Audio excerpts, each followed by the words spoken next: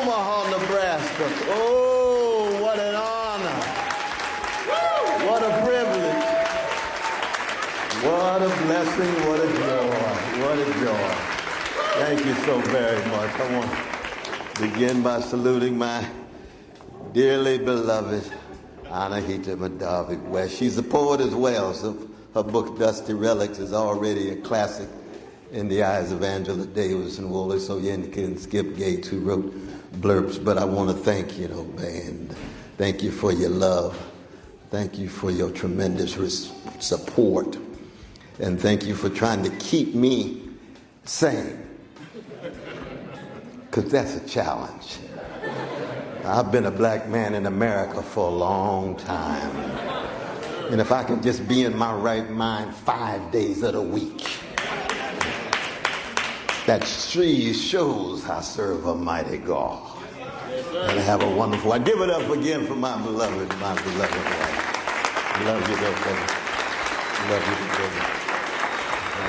you, baby. Something is happening in Omaha.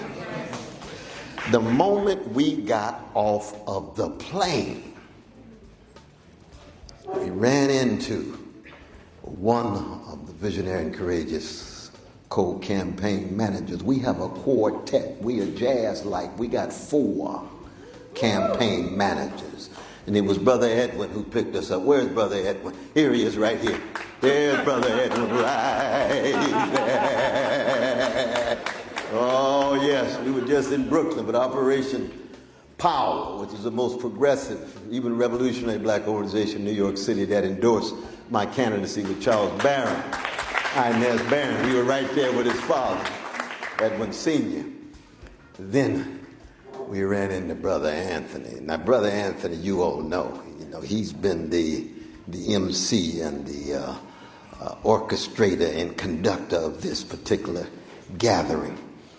But he is extraordinary, visionary, for real, brilliant. Give it up for Anthony Karifa Rogers Wright.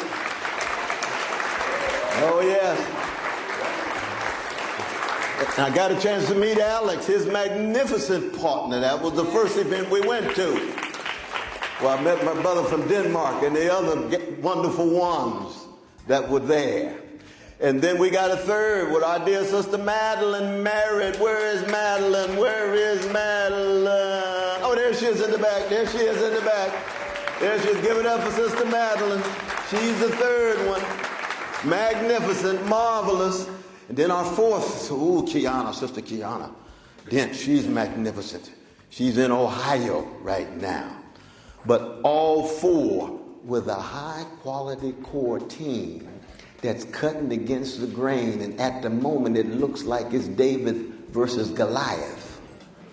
But I'm always in solidarity with the Davids of the world. Always. So the Goliaths always appear as if they're so mighty, as if time is not a taker. As if this moment is not contingent and flexible and fluid. You think you are in high places, but sooner or later, no lie can live forever. Truth crushed the earth shall rise again. So you can look down on poor and working people. You can try to act as if those precious brothers and sisters under mass incarceration in hoods, dealing with indecent housing and decrepit school systems, don't have access to quality health care, let alone quality free education. Act as if they are afterthoughts. But sooner or later, somewhere I heard, born in Omaha, Nebraska, he said, chickens come home to roost. Oh, yes, that's Malcolm X. You reap what you sow. Sooner or later, you're going to have to come to terms with what you've been repressing, because no status quo can remain in place forever. Right. And let's be honest about this. Malcolm X was no ordinary human being, no ordinary black brother. Right. That's why North Omaha is no ordinary space. Yeah, let's be honest about it. Malcolm X was the freest black man of the 20th century because he had what it takes. He had the courage to raise his voice. He took seriously the anthem of a black people, which is not lift every echo, is lift every voice. And you can't raise your voice unless you come to terms with your own wounds and bruises and scars and transfigure them in such a way that what is distinctive in your voice is like your fingerprint, namely something that you have been called to say and to do. That's the Malcolm X that I'm talking about from North Omaha, Nebraska, from Earl and Louise. Baptist minister, Garvey figure tied to the UNIA. Oh, yes. Marcus Garvey would always have a highly sophisticated and dignified black man or woman carrying a sign at every rally. And what did that sign say? The black man or woman is not afraid. That's serious business. Is not afraid. Because Malcolm X, like so many of us who come from a great black people, a world historical people, who have been hated chronically for 400 years and yet keep dishing out love warriors every generation. You can't be afraid to love truth. You can't be afraid to love beauty. You can't be afraid to love goodness. You can't be afraid, even if you're like myself. I'm still a Christian. I'm still a revolutionary figure coming out of the black church. You love your God in your right way. You won't be a coward. But Malcolm X understood what Mary Ellen Pleasant understood. She was the first black woman multi-billionaire in the history of America. She gave John Brown, a vanilla brother who loved chocolate people. She gave John Brown $600,000 in 1857. The note was in his pocket when he was executed as a result of his activity at Harper's Ferry. And she and Malcolm and Marcus and A. Philip Randolph and Ella Baker and Fannie Lou Hamer, they would always say, I'd rather be a corpse than a coward. I'd rather be a corpse than a coward. Martin Luther King would add, I'd rather be dead than afraid. So when you all get a chance to look at this, don't get it twisted. This is not about some sanitized, deodorized presidential candidacy that to be understood on mainstream television. This is about simply a particular moment in a movement, an instance in the struggles of a people. It is simply a small wave in a great ocean of a people who have always been willing to look directly, unflinchingly at hatred and still talk about love. Beginning with love of self. I am who I am because somebody loved me. Irene B. West, my mama, loved me. My father, Clifton L. West, loved me. Reverend Willie P. Cook of Shiloh Baptist Church. In those ways we had pastors. Now we got too many CEOs, but we won't go into that right now. See, the blood was real blood at the cross, not that little Kool-Aid thin stuff you dip in order to become part and parcel of some market way of life. I'm talking about serious, deep love. And one of our problems these days, not just on the black sides of town, in the whole country, we got a younger generation hasn't been loved right, haven't been cared for right, hadn't been attended to right, hadn't been focused on. I'm the exact opposite. I'm a love child. And when you are a love child, it means, in fact, that you are not afraid. or to put it in the language of young brothers and sisters, that you've been de-niggerized. Because when you niggerize a great, dignified African people, you try to teach them that they're less moral, less beautiful, less intelligent, and then keep them scared and intimidated and afraid all the time. So they laughing when it ain't funny and scratching when it don't itch and putting on the mask in order to somehow negotiate and navigate in a white mainstream so they can get white approval and the white pat on the back to make them feel good about themselves, and don't realize that it's empty and shallow and hollow if it's not grounded on a truth connected to the love that you have. What are you talking about, Brother West? What has this got to do with presidential politics? It's got everything to do with it. Because if you can look at hatred and produce love, warriorship, if you can come from a people who've been traumatized for 400 years but produce wounded healers rather than just wounded hurters. Wow. We can just start with Aretha Franklin, but we won't get into that right now. I'm in Omaha. We can start with Buddy Miles. All right. Playing with Jimi Hendrix. Hey, that's a tradition. People would look at terror for 400 years. From the first slave ship all the way to George Floyd Jr., all the way to the last person who's been shot down by the police. How you keep producing freedom fighters calling for freedom for everybody, not just your own small group and tribe and bubble. That's Fannie Lou Hamer, Martin Luther King Jr. Oh, what a great tradition.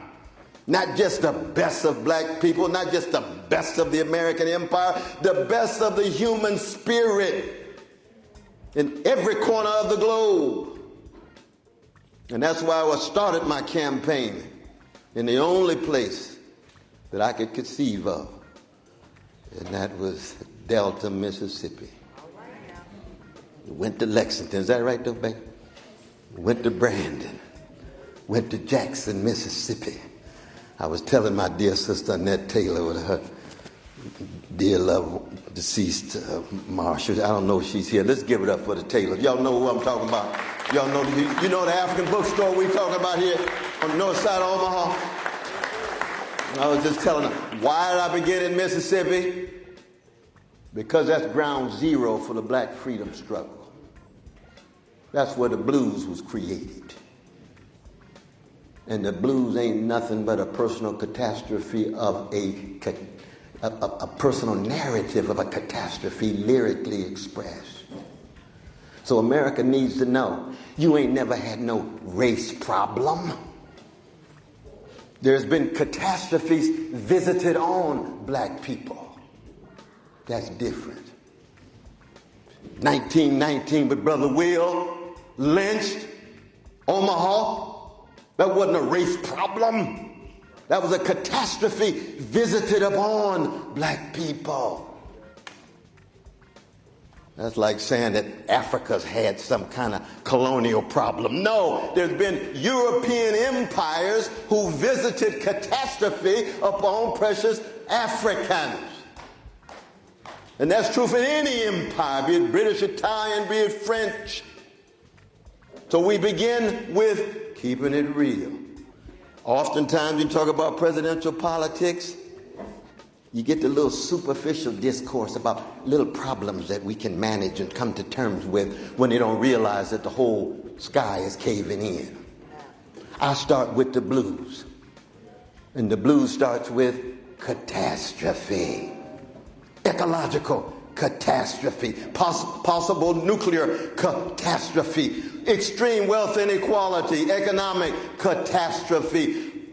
Mediocre, mendacious politicians. Political catastrophe. Look inside of the souls of ourselves and our fellow citizens. You'll find a lot of spiritual catastrophe. Look at the quality of relations too often between each other, male to male, male to female, female to female, whatever. Not enough quality, not enough integrity, honesty, decency. That's psychic catastrophe. Where are blues people? That's who produced me. I'm a blues man.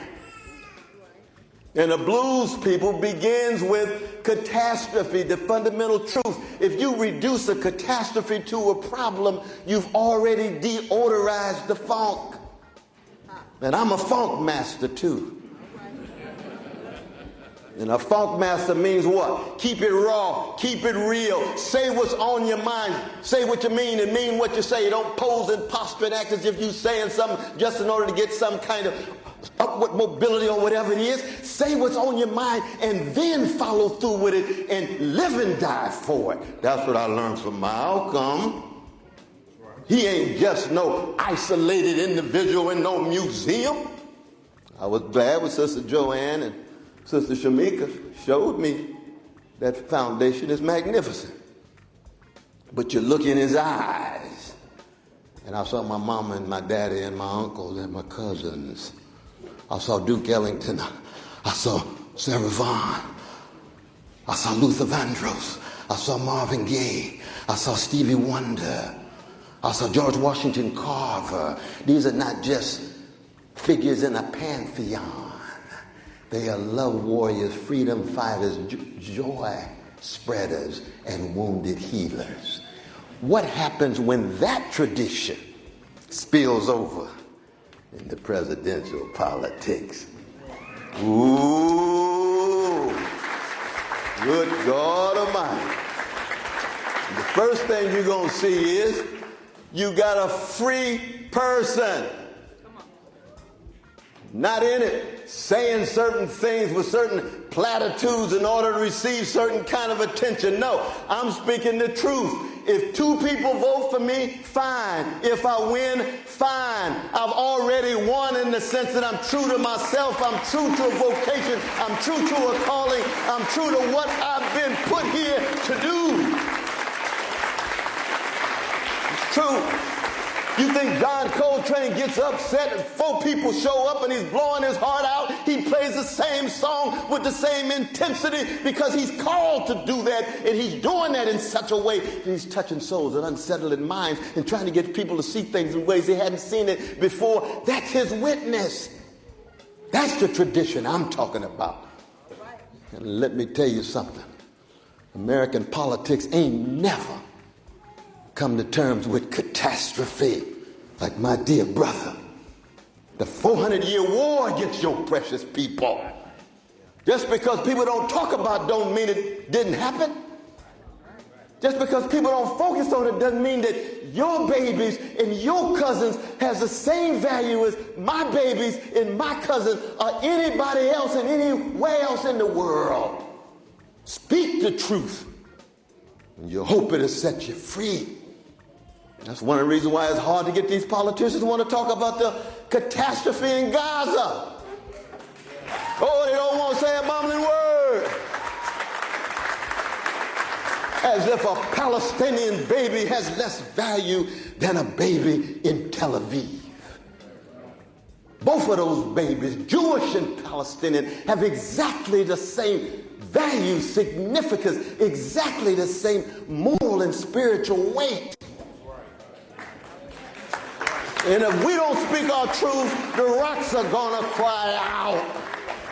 And the whole world knows that if there were a Palestinian domination and occupation of precious Jewish brothers and sisters, and nearly 7,000 precious Jewish babies had been killed in 40-some years, there'd be a qualitatively different response to that catastrophe. It's a fact. In fact, I'll say it, and I know I'm on CNN, so let me get real close. I said, the U.S. government, their policy, if there were a Palestinian genocidal assault on precious Jewish brothers and sisters, the policy of the U.S. government would be to support the Jewish version of Hamas. That's right. Because America's always supported violent overthrow when it's against their interests and tried to suppress those who bring critique to bear on it. Now, I'll tell you, I would be in solidarity with the Jewish babies, with the Jewish occupied, with the Jewish dominated, because with me, it ain't a question of just skin color or religious identity. It's a question of morality and spirituality. Anybody who treats anybody in this particular way needs to be radically called into question. Well, ask that to the Democratic Party. Ask that to Biden. Ask that to Congress. Can hardly say a mumbling word, and we see the whole world sees the baby parts of their bodies. That's a key sweat moment. Something just ain't right. Where's the courageous voices? Where's the candidates? Or are you so tied to the lobbies, the big money? Are you so tied to the military-industrial complex? Are you so scared and intimidated? Are you so afraid that you say it in your living room but won't say a mumbling word on television?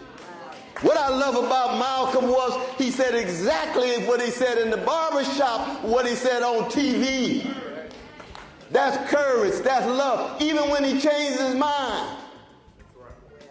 He used to say, well, the white brothers and sisters are devils. And of course, I'm a Christian. I said, Brother Malcolm, I think you're going too far, brother. I think that, no, the white brothers and sisters, they might behave in devilish ways too often, but they're not devils. And he would say, I'm going to get there, but I'm going to get there based on my deep love and commitment to the folk who are being demonized by the white devilish behavior, black folk. So the love was still there.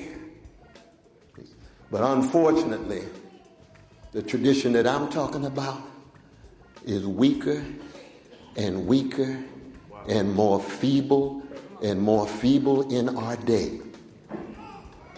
And why is that so? Well, one is that we have too many black spokesmen and black leaders who no longer have the backbone, no longer have the courage. They got a brand but not a cause. And if you have a brand, that's your market strategy.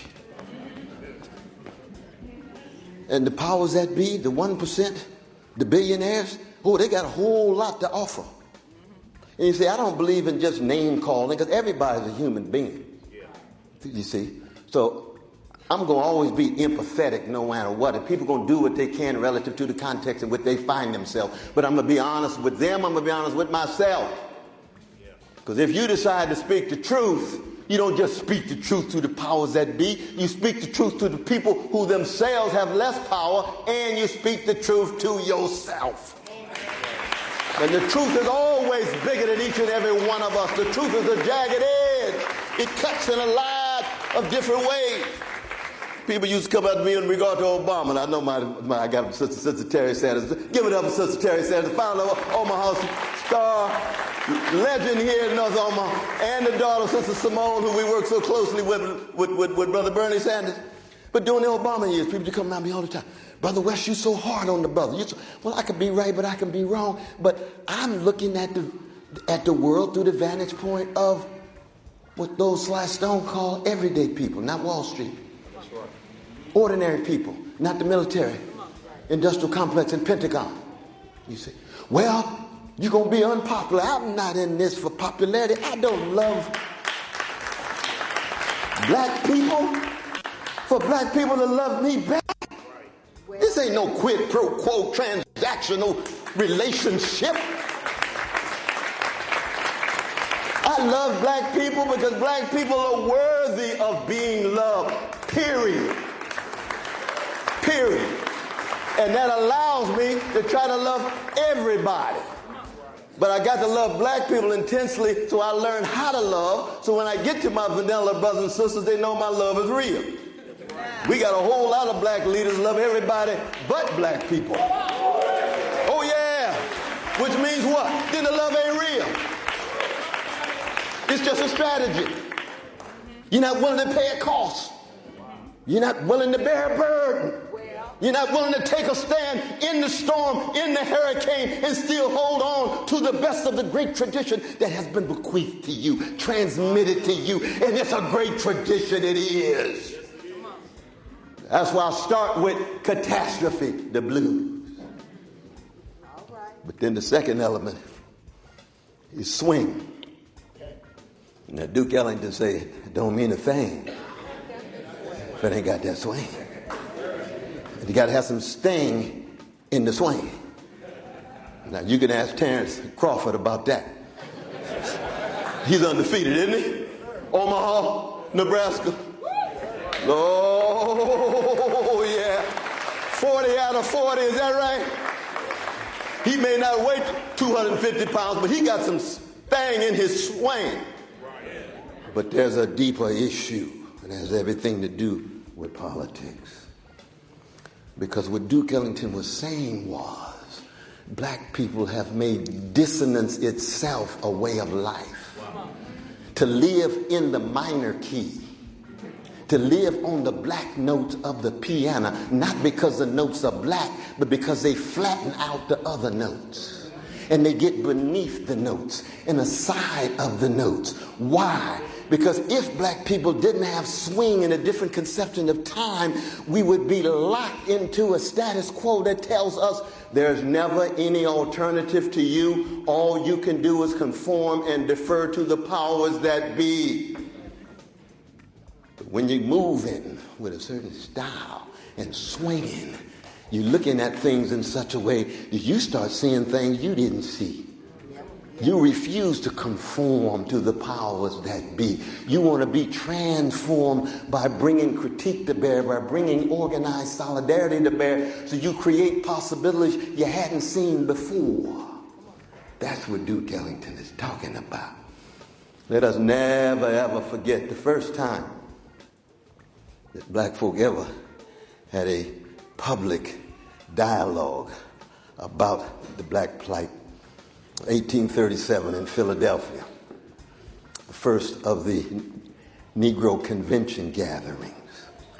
And Henry Highland Garnett walked up to the lectern. He only had one leg. He had lost his leg in the struggle for black people against slavery.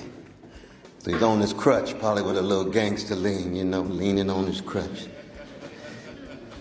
And he said, let us never ever forget that for black people in America, unlike that of the Israelites in the Christian Old Testament or the Hebrew Scripture, Pharaoh is on both sides of the bloody Red Sea.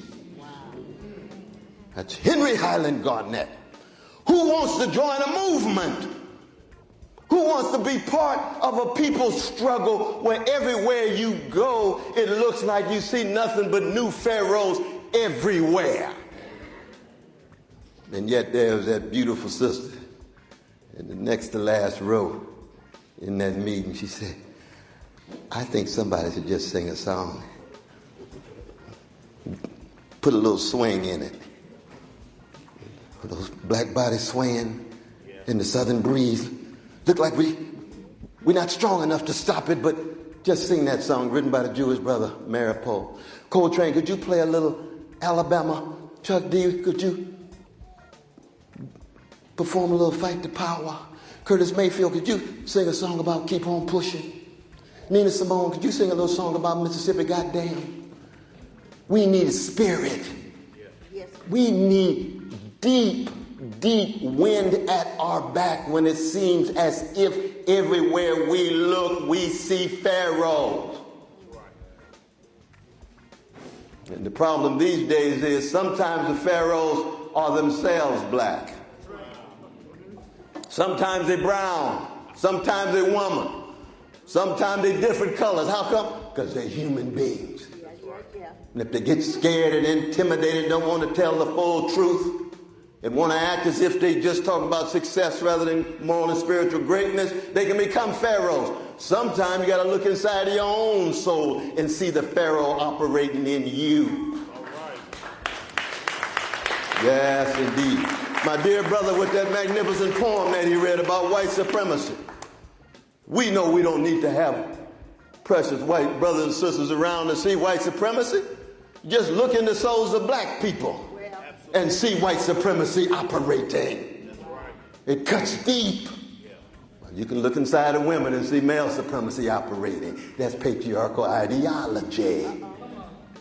Oh, yes. Or you can look inside of the most progressive Americans who think they're on the cutting edge of fighting for justice. But if they can't say a mumbling word about Gaza, if they can't say a mumbling word about African on the African continent, if they can't say a mumbling word about U.S. foreign policy supporting dictatorial rule in Latin America, but they're so concerned about democracy at home, you say, quit lying. Quit lying. We see the hypocrisy. And so what we need at this particular moment, the American empire is the 68th empire in the history of the species, going back to Africa where the species itself emerged.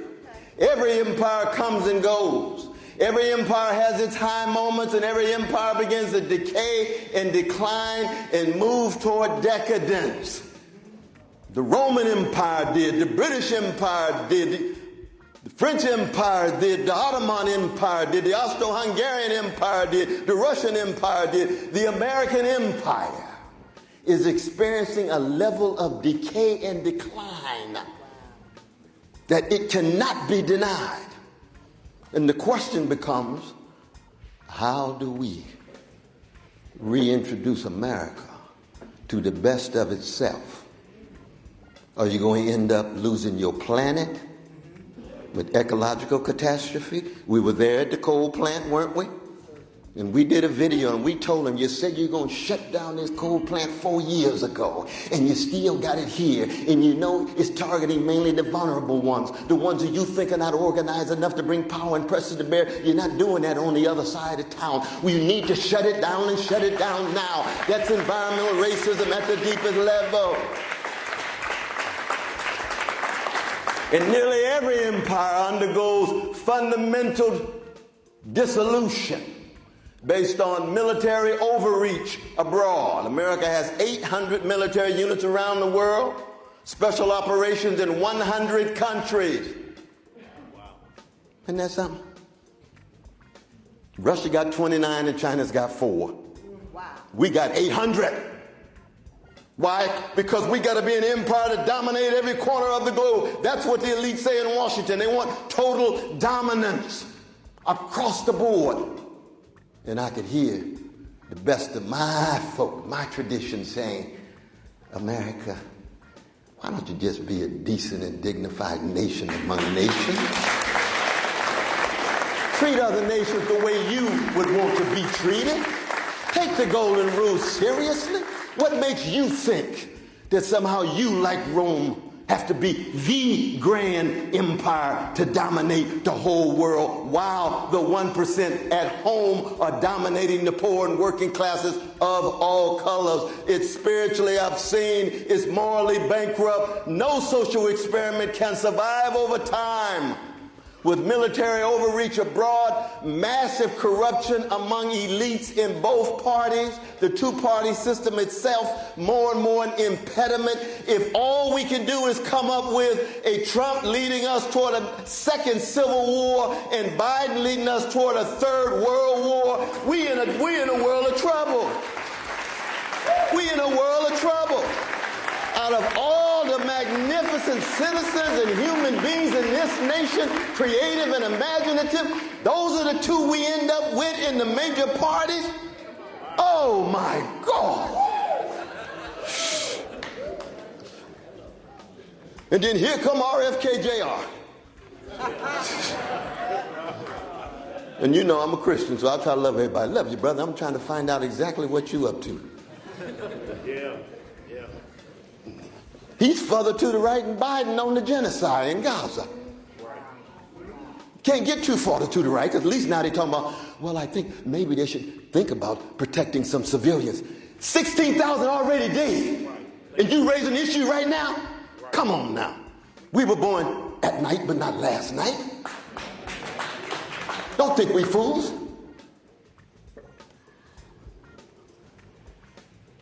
No presidential candidate has a monopoly on truth or beauty or goodness or God. You got to look at what is the tilt of a candidate in terms of the longevity of their deeds and words. Every candidate is a cracked vessel. Just like every human being is a cracked vessel. And as we used to say in Shiloh Baptist Church, we're just trying to love our crooked neighbor with our crooked hearts. That's right. But if you have any love of poor people, no matter what color, it could be white in Kentucky, it can be indigenous here in Nebraska, they can be black on the south side of Chicago or the north side of Omaha. They can be in Guatemala, they can be in Ethiopia, they can be in Russia with its repressions, they can be in Iran as the Islamic elites try to crush a magnificent movement of young sisters fighting for life and freedom. Not just a matter of your political ideology. We're talking about morality and spirituality and want to be consistent. If our Jewish brothers and sisters are getting crushed in Russia, we stand with them. That's wrong. That's right. If they're crushing Palestinians, we stand with Palestinians. That's wrong. It's true. If Hamas is talking about annihilating Jews and killing innocent Jews, that's wrong. But you still understand occupation. You still understand domination. Where is the space left in such a moment of barbarity for some kind of morality and spirituality? Hey, I come from a people who've been on intimate terms with living with barbarity every day. And look how we've been able to hone out a morality and a spirituality and forms of music and relationship that the whole world has to take notice of. Now that the American empire has the blues, losing the empire, losing democracy, losing the planet, maybe fellow citizens can learn something from we blues people. Because it ain't new to us. We've been wrestling with catastrophe, with swing for a long time. That's why the third and last element, improvisation, jazz, crucial. Because what is improvisation? Being flexible and fluid. Being willing to see when to move, when to get your timing right, when to pull back on your solo to allow somebody else's solo. Let Mary Lou Williams play that piano. She's the head of the orchestra, but she pulls back when the saxophonist steps in or when the flutist steps in. Why? Because they're lifting every voice to enhance the quality of the collective performance. That's democracy in symbolic action. It's a form of practical wisdom. It's not just a technical skill that jazz musicians have. Black people at our best have honed out practical wisdom so we can be tricksters when it's time to be tricksters. We can have strong stands when it's time to take a stand. We can love our children when it looks like they're making a bad turn, but never give up on them. Even if sometimes you wonder what's going on. Improvisation, which means what? Calling into question any form of narrow dogmatism. You see, what the great Alfred North Whitehead called the fallacy of dogmatic finality. Nobody has any right or privilege to think that somehow they've got a monopoly on the fundamental nature of what's going on.